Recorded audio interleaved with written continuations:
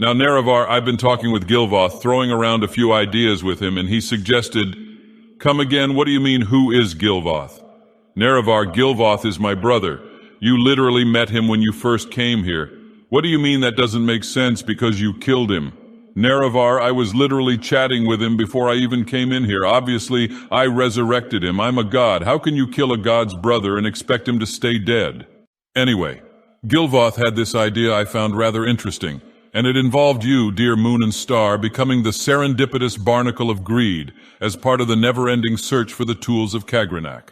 What do you mean, why is this family like this? Nerevar, these plans are incredible. Stop being silly. Anyway, Gilvoth's plan was for you to attach yourself to ships on their way to Solstheim, and if they are not carrying the tools, you would sink them. What do you mean, how am I supposed to attach myself to the ships? Nerevar, you're going to be disguised as a barnacle during this. Barnacles stick to ships, everyone knows this. Yes, of course, Gilvoth's plan involves you suddenly taking on the properties of a barnacle. You're acting like this plan is silly or something. But as me and Gilvoth were discussing this plan, it got me thinking.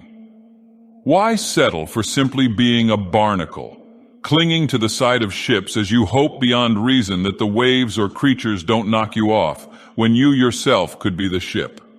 Imagine, Moon and Star, if you will, the inspired cheers of the people of the seas as you emerge, as the bounciest sea vessel of Vardenfell.